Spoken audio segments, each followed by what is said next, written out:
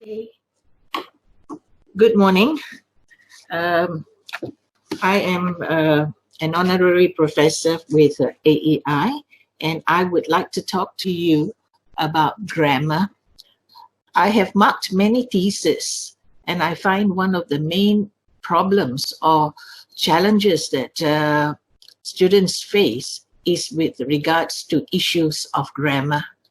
And when grammar goes amiss, or when students make mistakes with grammar, it affects the evaluation of the thesis.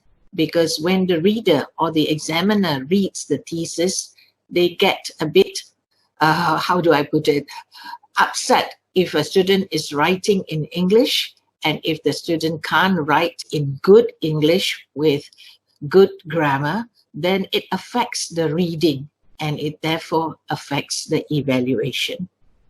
So I have a number of issues to discuss with grammar problems that students face.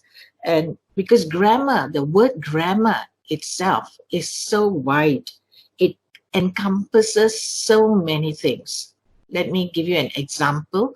For example, the most important thing in my view is tenses. And so my first talk today is going to be about tenses. The other problem that students have is with regards to subject-verb concord. Subject-verb concord means if you use a singular subject like I, what kind of verb form do you use? Do you use singular verb form or plural verb form? So, but that is another topic, and I will talk about that topic another time. The third problem that I see that students encounter is with regards to conjunctions. This is because perhaps conjunctions in their first language may have a different meaning, and conjunctions in the English language have another meaning. So therefore, the use of the appropriate conjunction with the meaning that you want to disseminate to your reader, to your examiner, to your supervisor, may be affected if you use the wrong conjunction. By conjunction, of course, I mean words like and, therefore, however. And again, this might encompass another lecture on conjunctions. I'm just going to discuss with you the common problems that I have seen in my reading of over 20 over PhD thesis and 16 over master's thesis. I find these are very common problems. And coming from the Faculty of Languages and Linguistics, where I was for many years, I find that it's important that grammar should be taught rather than just reading skills. So the other problem, going back to the grammar issues, is the use of prepositions. Prepositions like on, under, in. Often I find students make mistakes and use the wrong conjunction. And if you use the wrong conjunction, again, it gives a different meaning. If the book is on the table, in the table, under the table, so it's necessary to use the correct preposition. The final issue, although grammar is really very wide, but the final issue which I would like to discuss is the use of sentence structures, the use of simple sentences, the use of complex sentences. So grammar is so wide, but today I want to focus only on the use of tenses. So I will start with the talk on the use of tenses. And although tenses itself is so wide, you have past tense, you have present tense, you have future tense, you have present perfect tense, you have past perfect tense, you have continuous tense, present continuous, past continuous, and so on. It's so wide, but I want to focus to facilitate the learning. I want to focus on the ones that are most often used in academic writing. Whether the academic writing is thesis writing or the writing of an article. And so I will talk about the few tenses that are often used. You see, tenses are very important. The correct use of the tense is very important because tenses carry meaning. We will focus on the few tenses that carry meaning in thesis writing, in article writing. When I say tenses carry meaning, what do I mean? For example, if I say to you, I like her, am I still liking her? That's the present tense. If I say to you, I liked her, means at one point in time, I liked her. But the implication, the meaning is that I no longer like her. So although I don't say I don't like her, when I say I liked her using the past tense ed ending with the word like, the implication, the inference, the meaning that comes through to the reader is that you no longer like her. And if I say I will like her, from the photograph, I know I will like her, it's a sense of future. So I'm not sure yet, but from the photograph, I think I will like her. So that's future tense. And if I say, I have liked her since 2000, what does that mean? I'm using the present perfect, have liked, have liked. Now that's the present perfect. Why do I use the present perfect? Again, as I said, tenses carry meaning. And if I have liked her since 2000, does it mean I still like her? Have I liked her for some time? So present perfect, actually what it does, it connects present and past. An action in the past has a result in the present. So an action in the past has a result in the present. So I have liked her since 2000. That means I liked her in 2000 and I still like her today. So as I said, tenses carry meaning. So if you use the wrong tense, then you are giving to your supervisor or your examiner or whoever is reading your thesis the wrong meaning. The other tense I would like to discuss is the past perfect. The past perfect shows you two actions in the past. One is further in the past than the other. For example, if I say, after we had written the literature search chapter, we started writing the methodology chapter. So if I say, after we had written the literature search chapter, we started writing the methodology chapter, both verb forms are some action that was conducted in the past. So, but one was further in the past than the other.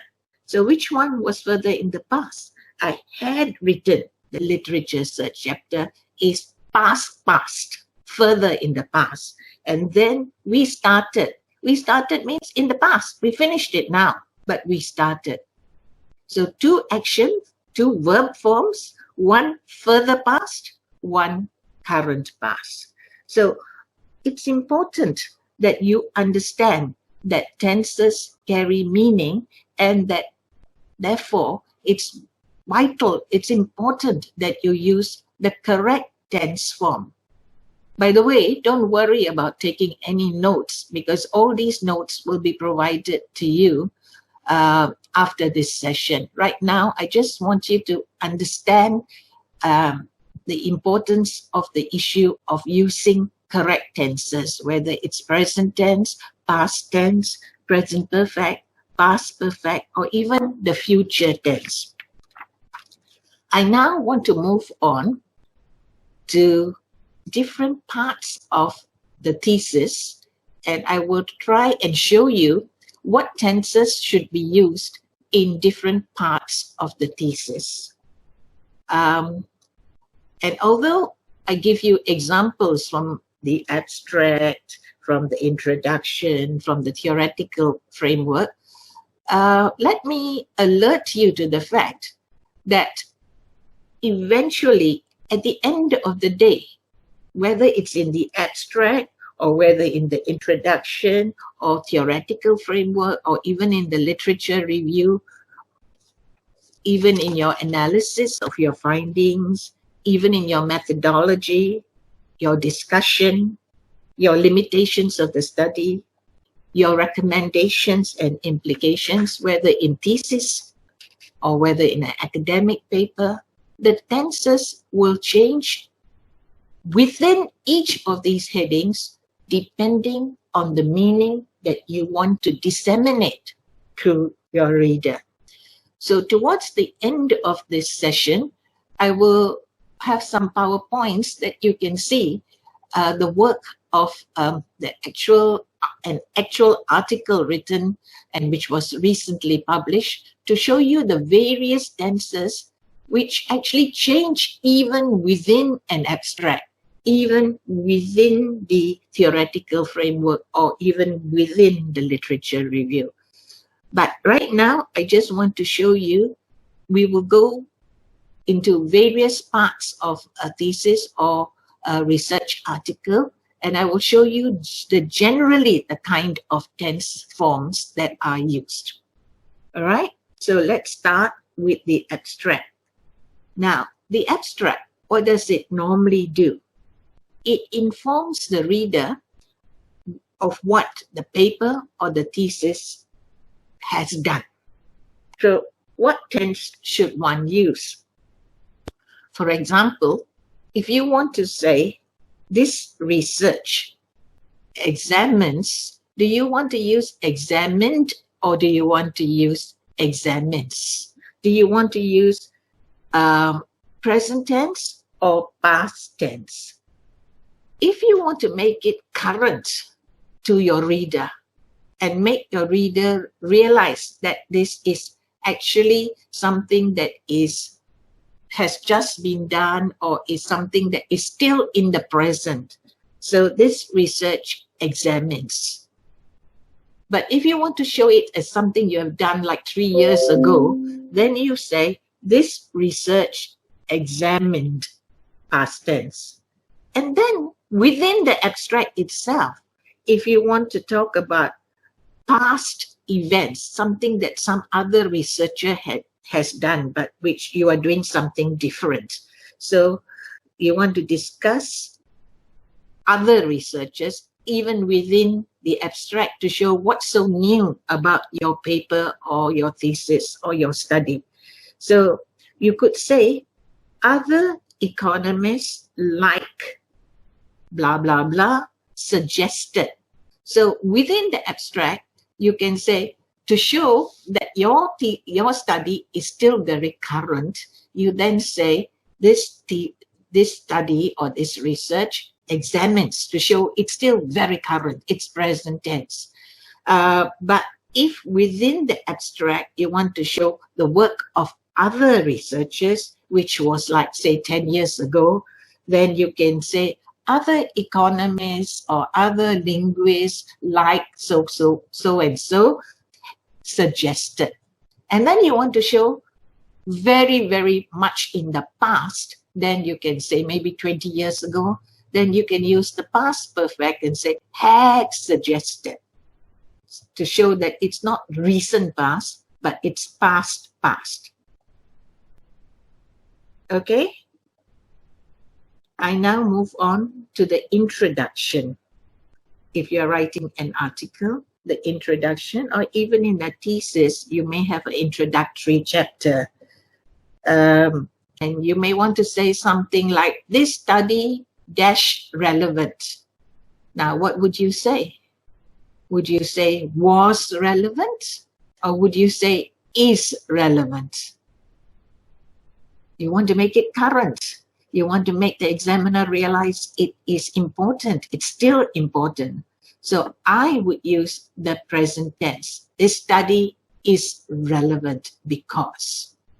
Right now, many editors are asking for papers on COVID and various studies, whether they are anthropological or sociological or even linguistic studies on the COVID, they're asking for such papers. So then you would generally use the present tense because COVID is still ongoing and you want to use this study is relevant because. But if you want to talk about other illnesses in the past, then you can say the plague, for example, in blah, blah, blah, in whichever country, in whichever year was, then you use the past tense.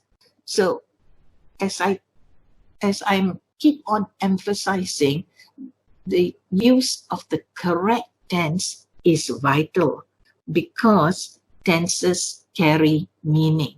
And if you use the wrong tense, then you are giving a wrong meaning to the reader. If you say this research was relevant, then you are saying your research is no longer relevant. All right? But within the introduction, again, if you want to provide historical background in your introduction. So when providing historical background, you would use the simple past tense. For example, if you are doing an economic paper, for example, you can say Kennedy's economic policies changed the political landscape of America. So you use the simple past tense. But your study, you are saying this study is relevant. So even within the introduction, you move from one tense form to another tense form. You can move from past to present, from present to future, depending on what the meaning that you want to disseminate to your reader is. And then in the theoretical framework, you want to discuss your theoretical framework, your current work. So you would use the simple present tense because you want to show your reader it is current. So the theory explains. The theory used in this study explains. But if you want to use a past theory, not a fairly recent theory which was in the past, but you want to make the reader aware that for you and for your work, it is still very much alive and you are going to use this theory. So you will say the Keynesian theory explains. If you are using the Keynesian theory, you would use explains because you want to show to your reader that it is still very valid for you. But if, on the other hand, you want to debunk, you want to criticize the Keynesian theory, and you want to use another more newer theory, then you would say the Keynesian theory explained blah, blah, blah, however this research uses. So you see, you can have both past tense and present tense within a sentence, within your subheading of theoretical framework, depending on the meaning you want to disseminate. I keep on saying it depends on the meaning. So if you are currently still wanting to use the Keynesian theory, then you would use present tense to show to the examiner, to signal to the examiner that for you, the Keynesian theory is still very much alive and that you are going to use the Keynesian theory. But on the other hand, you want to criticize the Keynesian theory and you want to use a more recent theory, then you would say the Keynesian theory explained using the past tense. However, this theory, whichever theory you are using, explains or suggests to use a different verb. I now move on to the literature review section of the paper. For the literature review part of the paper, sometimes you may want to use the present perfect. Why? Because you want to show the past research which is still relevant to your paper's current research. For example, previous research has shown. That's the present perfect.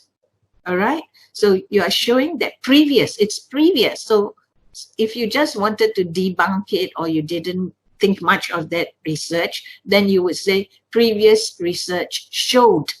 But you want to show that you are going to use it, so you say research has shown. So it suggests that you also feel that it's useful and that perhaps you also might be using it. You're not debunking it. But on the other hand, you want to use simple past tense to show or describe the actions of past researchers and the work of past researchers, which were done some 10 years ago, for example. Then you would use the simple past tense. For example, you may say, Ting et al. Investigated if the Bidayu community in Sarawak was using its heritage language. So here, perhaps you are doing a study on the use of the heritage language of another group, another ethnic group in Sarawak also, but you want to show the work of previous researchers, then you can use simple past tense to show previous researchers.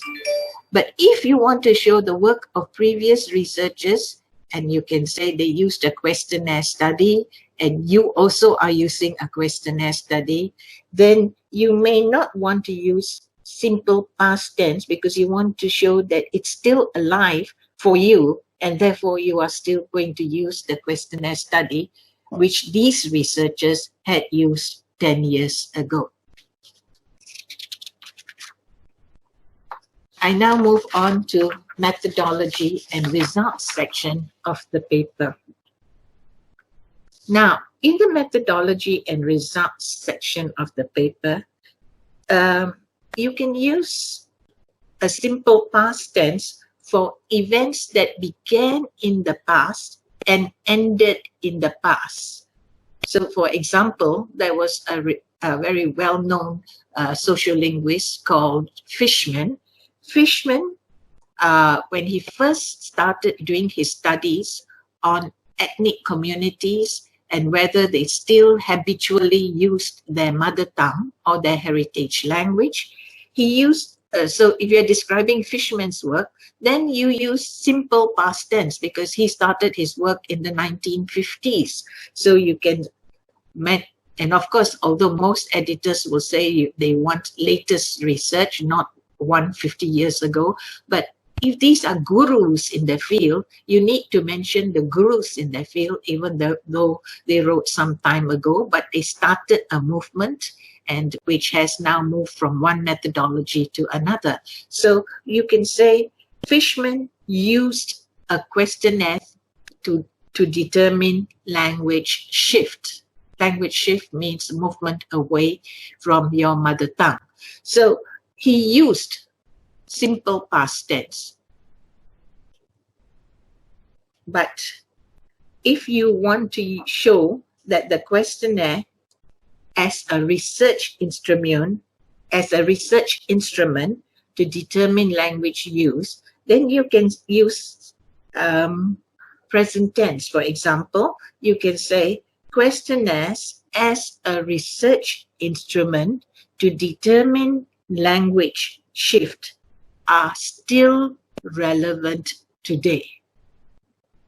If you follow my drift, what I'm saying to you is it actually, and again I say this, it depends on the meaning that you want to disseminate to your reader. So if I say he used a questionnaire, then perhaps I'm going to say that today linguists use more than a questionnaire. Maybe they do ethnographic studies, and maybe you are doing a field study. Maybe you're going to live with the community. You're going to observe the community. So he used a questionnaire study, but in this study, we are moving to field study or ethnographic study or interviews or participant observation, depending on what you are doing, which is different from what Fishman did. Or you can say, Fishman used a questionnaire study, simple past tense. This study will also use a questionnaire study, but moreover, and then you mention your other methodologies that you will be using. So if you want to show that questionnaires are still very important, if you want to make an argument in favor of the use of questionnaires, you can say Fishman used a questionnaire study, which are still valid as research instruments because you can get large sample sizes to determine language shift. So questionnaires are still relevant today, showing present tense. So you signal your meaning or what you want to signal to your reader through the use of the appropriate tense. Now, let's move on to discussion and conclusion of a thesis or of an academic paper. I would suggest that in the discussion, you can use the simple present tense. The results show. So that's the simple present tense.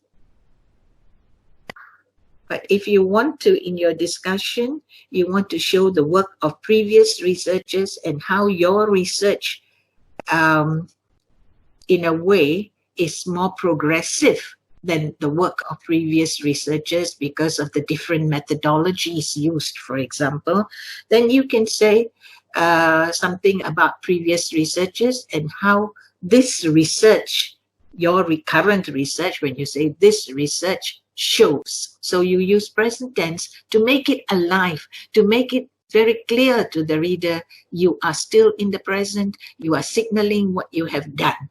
And this has come out as a result of the analysis of the data you collected, the analysis from the data you collected, and there is the discussion. Now, limitations of the study, of your study. You notice that in thesis writing towards the end, final chapter, to help you actually and to make your examiner aware that you know what the limitations of your study are, then you have to be very open to say what the limitations of your study were. So if you want to say what the limitations of your study was, then you use the past tense because you've finished your study, you've completed your study, you're coming to the final end, the last chapter, probably the last couple of paragraphs.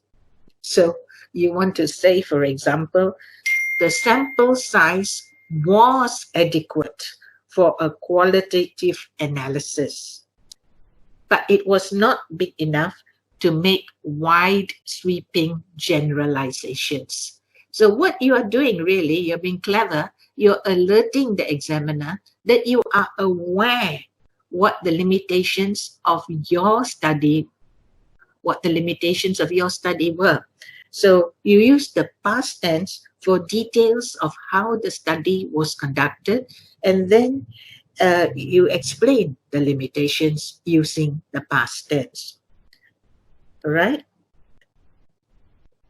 We move on now to recommendations and implications. Now, when you are recommending what other researchers can do, what other students or what work can be done by other researchers, you should use the simple future tense. For example, the results indicate that the community will continue using English rather than their mother tongue. Will continue, future tense. Or you want to tell what other researchers should do, another example, future research should focus on further investigations of this phenomenon. So it's very hard for me to tell you one tense to be used throughout your thesis. It's not like that at all.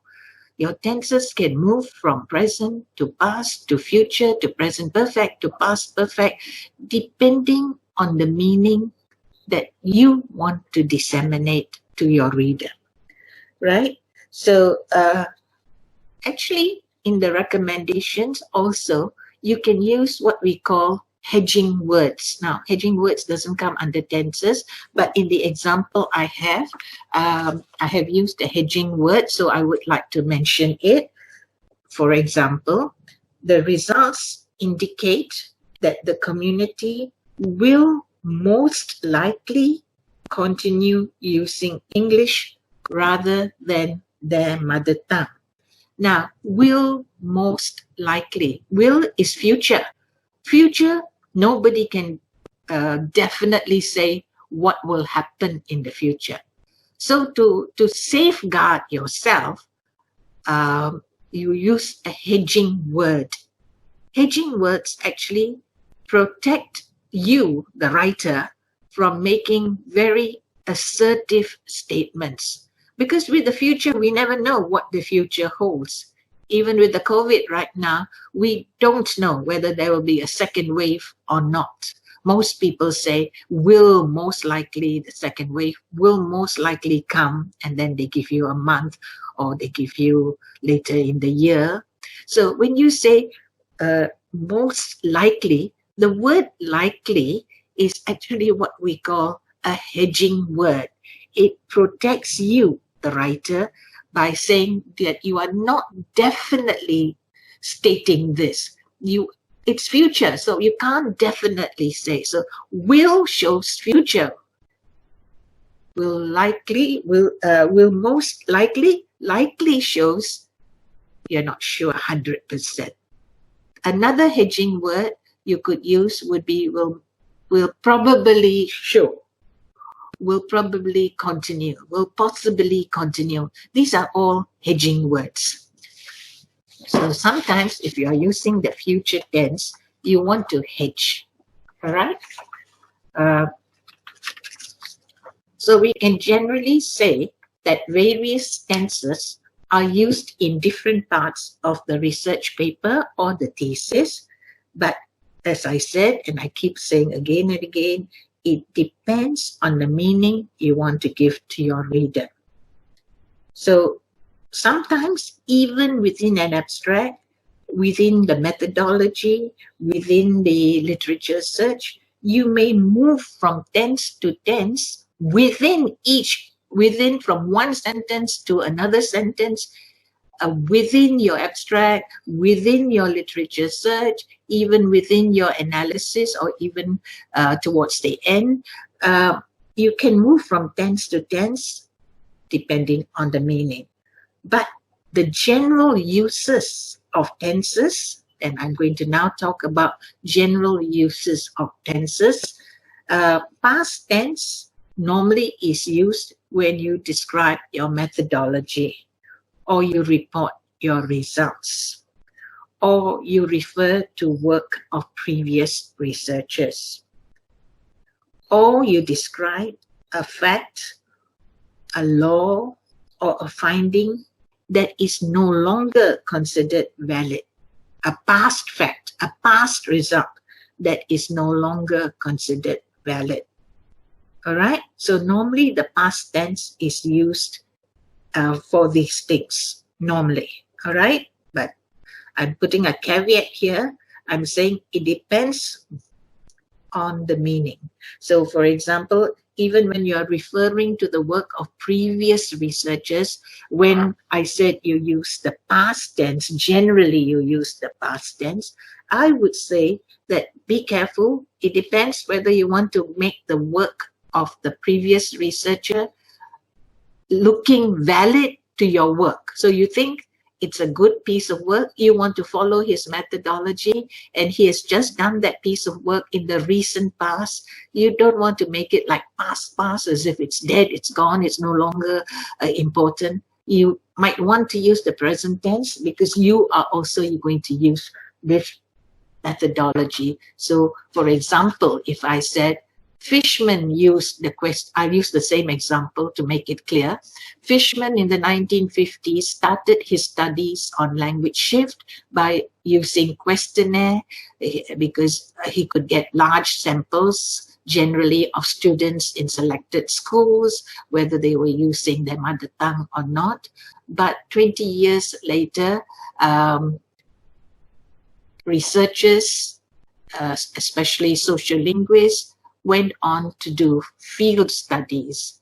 For example, Milroy conducted a field study, or even Susan Gell in the 1970s conducted a field study. So you use past tense for Fishman and Milroy, but then you want to say, in this study, I have used both the method, both the questionnaire and field study, but moreover, interviews are used. So are being used or are used to show that, you're moving on from past to present. So present tense, so that's generally the past tense when you use the past tense. Present tense is generally used to report something believed to be always true. For example, Vietnam has a long coastline. Vietnam has a long coastline. So it still has a long coastline. So it's still alive. It's still there. So then I use the present tense. Or you are talking about one of your diagrams or one of the tables. You can say table 3 shows. The diagram above shows, so you use the present tense.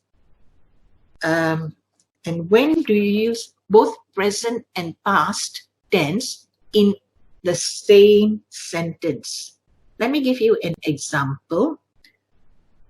Galileo asserted that the earth revolves around the sun.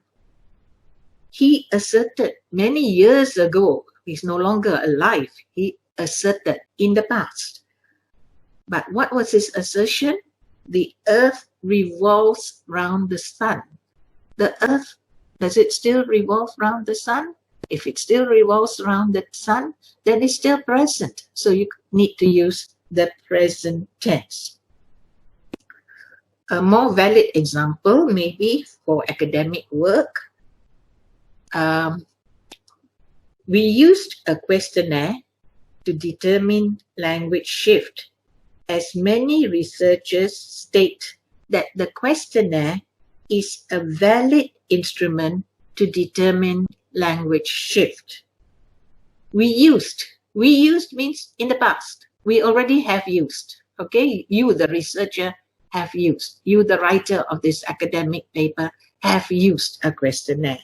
And then you argue why, as many researchers state, of course, you got to cite the researchers. Who are these many researchers and in which years and in which pages they stated this. As many researchers state that the questionnaire is a valid instrument to determine language shift. It still is. So in the same sentence, you can have past and present tense, because you used it. You already have used it. Then you want to make an argument why you have used it. And the reason you have used it is because many people say it still is a valid instrument to determine language shift. All right. You can also use present and future tense in the same sentence. Why? Again, let me give you an example, and you will see why I use present and future tense in the same sentence. These results suggest that every time people move away from their customary place of residence, it is possible they will shift away from their heritage language. These results suggest, present, you want to make it alive to your reader. Your results suggest, they're not dead. Your results are still very much alive. They suggest that every time people move away from their customary place of residence, it is possible that they will shift.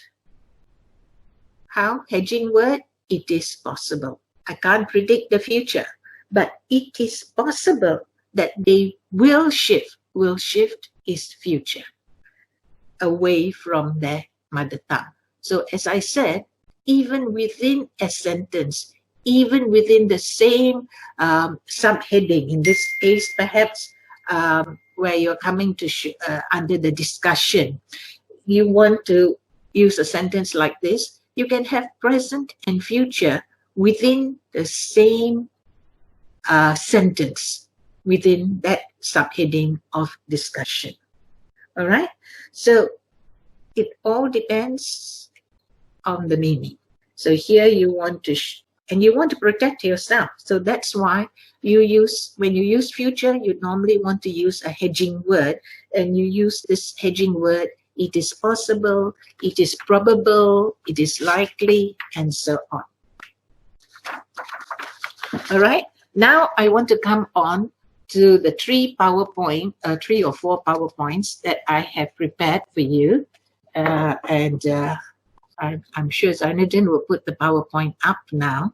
I want to try and show you within the abstract how we moved from one tense to another tense. This is just within an abstract of a paper that was published recently, and the whole journal was on COVID. So all the 16 or so articles in this journal, the editor had asked writers to focus on the COVID issue.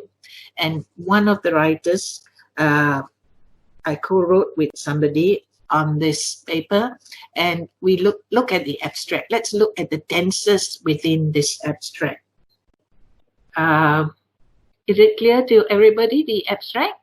So I'm going to read it slowly, and I'm going to stop every time we come to a tense, a verb form.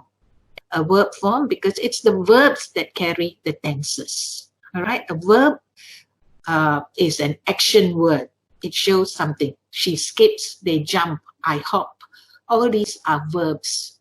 But whether I am hopping now or whether I will hop tomorrow, it will depend on the tense that I use. So let's look at the first sentence.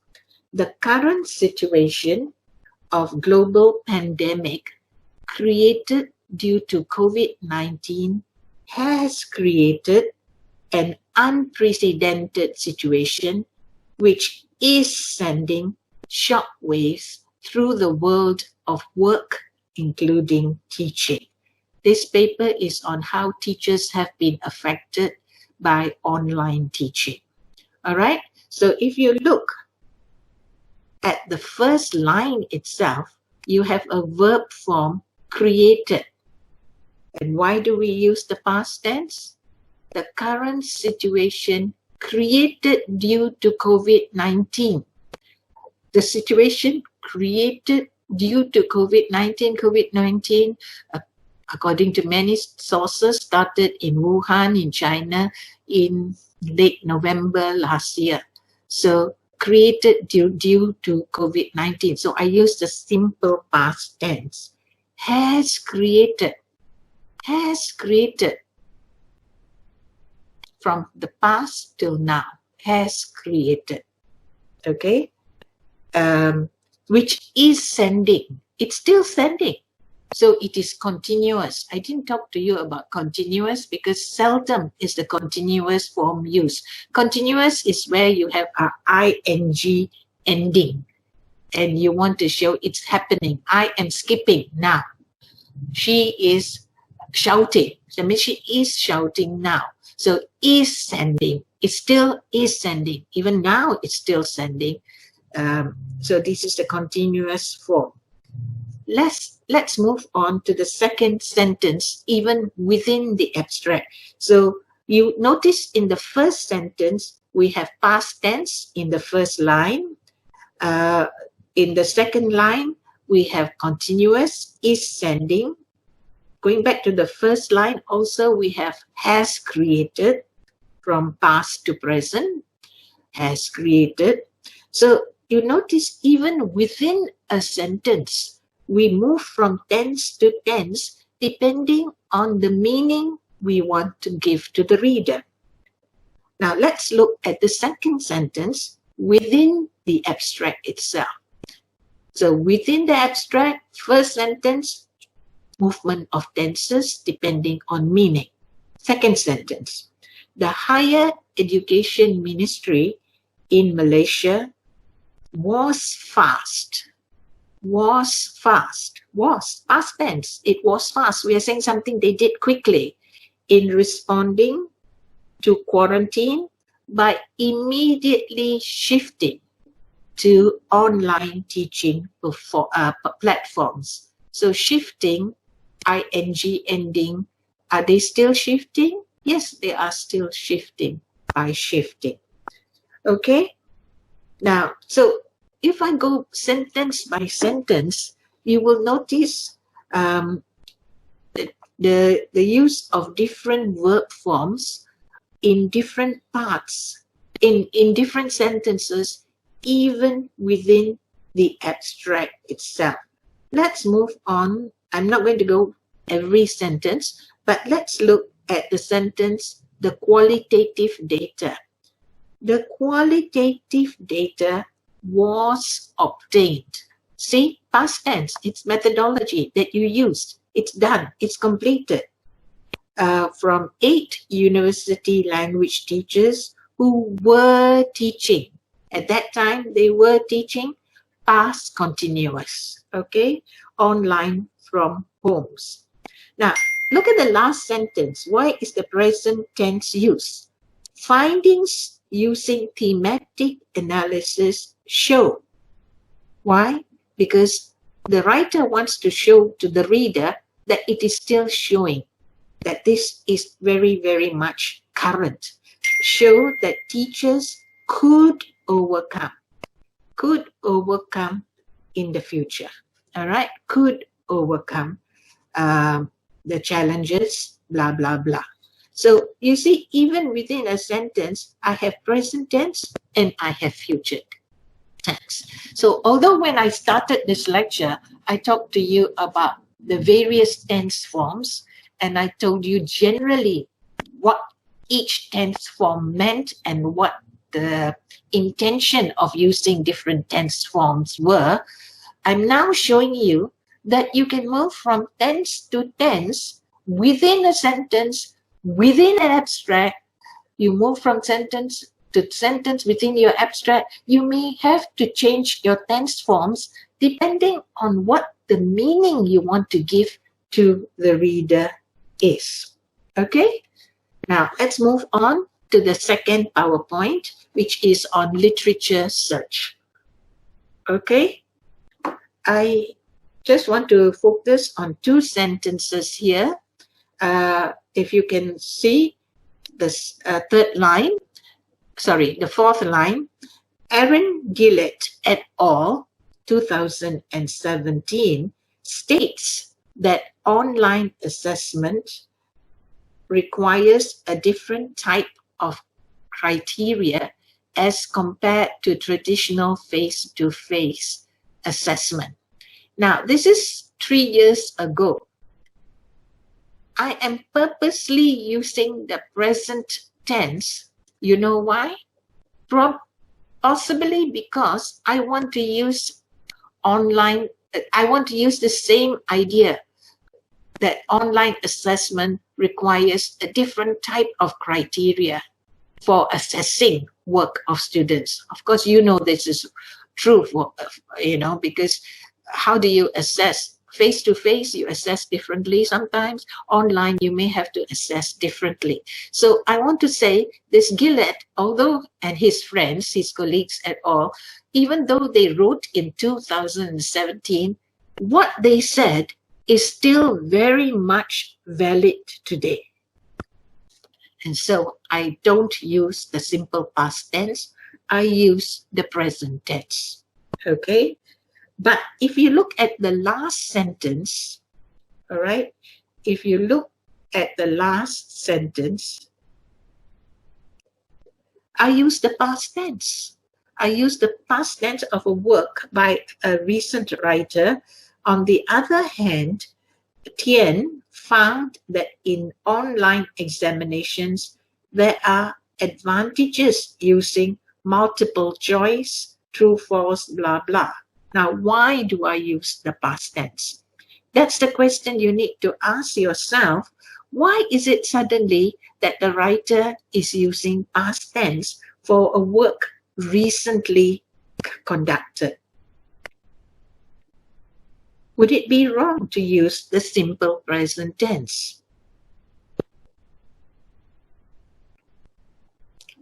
Would it be wrong? That's a question I leave with you to think about, because in order to answer that question, you have to look at the previous sentence, which starts with however. So basically, and this is one of the grammar items I will discuss with you later, under cohesion and under sentence structure and under linking sentences with each other. Because when you make links with sentences within a paragraph, within a heading, you have many sentences. And when you make the links, sometimes your tense forms will change depending on what you want to express, the meaning that you want to communicate to the reader. So I will leave you with this question to think about, why is it that even though it was 2000, a simple past tense is used, whereas with Aaron Gillett, which was 3 years ago, a simple present tense is used. Why? Think about that. I now move on to the third PowerPoint, which is under findings. All right? Now, findings. I'm not going to read the whole thing. I will just focus on the verb forms. The first line, the findings of this study also revealed. They show simple past tense. Revealed, simple past tense. But if you want to say it's still, you can say the findings revealed, but the findings, you have already conducted the study, so it's past. It's revealed that teachers have mixed attitude, blah, blah, blah. And then thus causing uncertainty. So we move to the second sentence, starting from the third line. Guidance from the management and technical team can prepare teachers better. So now I'm using can prepare, future tense. So I'm suggesting. So can prepare. Go on further down. We have findings from the study. Can you see that? That's 1, 2, 3, 4, 5, 6, the seventh line. Findings from the study also showed, simple past tense, showed, that initially those with low technology felt. So these are the teachers who felt as though being forced to teach online. Felt, showed, felt. Simple past tense. But look at the towards the last 4 lines. So after COVID-19 is over, teachers will have a new normal. Will have, future tense. And towards the end, just as the respondents in the study, teachers have to agree, will have to agree. Future tense again. I have a few minutes more, so let's move on to the final PowerPoint. Let's move on to the final PowerPoint, final paragraph. So here, again, what I'm trying to show you is this is the final paragraph of your thesis, perhaps. So you are going to say what other researchers could do and so on, or how you could help other researchers. Let's look at the last sentence. Yes, the last sentence, which starts with future online teaching. Future online teaching demands novel wireless communication technologies. Demands, it's future. So what tense am I using here? Future demands. It seems like the simple present tense, yes? But is it simple present tense or is it future? You know, so I'm saying now, future, or even if I don't, if I want to change it, I can say online teaching in the future will demand. So I can use simple future, or in this case, present tense. Let me show you the second, earlier on in that paragraph, towards the end, where I am actually talking about the limitations of this study. I want to alert the examiner that there are limitations to this study. You must alert your examiner that you, the writer, are aware of the limitations of the study. So be very open about this, because even though there are limitations, you are aware, but there are plus points also from your study. So be very frank. The findings from the beginning, the findings of this study are descriptive. So are descriptive based on a small number of respondents limited to one institution. So you are saying what your limitations are. In terms of practical implications, the findings support. Now, why? Why do you use present tense? Because you want to show that it's still valid. Although there are limitations of small number of respondents, but the findings support. They still support the view that teachers need explicit technical and online resource support in order to enhance. To enhance what? Future. To enhance their pedagogical capacity. So here I'm using future tense, to enhance in the future. What do they need? They need resources. So you notice when I give the limitations, I'm using present tense, descriptive, but I give the limitations, but then I use the present tense to show how alive my research is, how necessary, how good it is. Indirectly, I'm saying this by using the present tense. And then I use the future tense to say what the teachers will need. They will need this in order to enhance. So you notice what I'm trying to show you is it's easy for me just to tell you present tense does this, past tense does this, future tense, present perfect does this, past perfect does this. But really, at the end of the day, you must know what is the meaning you want to give to your reader. What are you trying to tell them? Are you trying to tell them that these researchers who did work in the past, really their methodology was not so good, so you want to use simple past tense? Or you want to show that even though it was in the past, it's still solid, so you want to use the verb form which shows an action in the past has implications in the present. Remember, I told you the meaning of the verb forms. So that meaning must be clear in your mind, so that when you ask yourself, what is the meaning that I want to give to the examiner? And each sentence, it doesn't mean that every sentence must use simple past, or every sentence you must use simple future or simple present. It depends on the meaning, and from sentence to sentence, and sometimes even within a sentence, you can move from present to future, from past to present, and so on. I hope I have not confused you. I just want to make you aware how important the verb form is and how important the use of the correct tense is, because it carries meaning. Tenses carry meaning. Thank you so much. And I will leave the notes with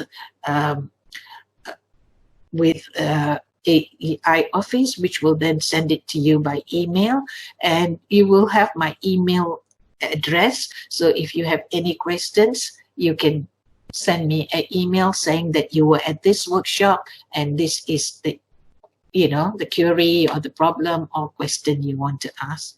Thank you so much for listening.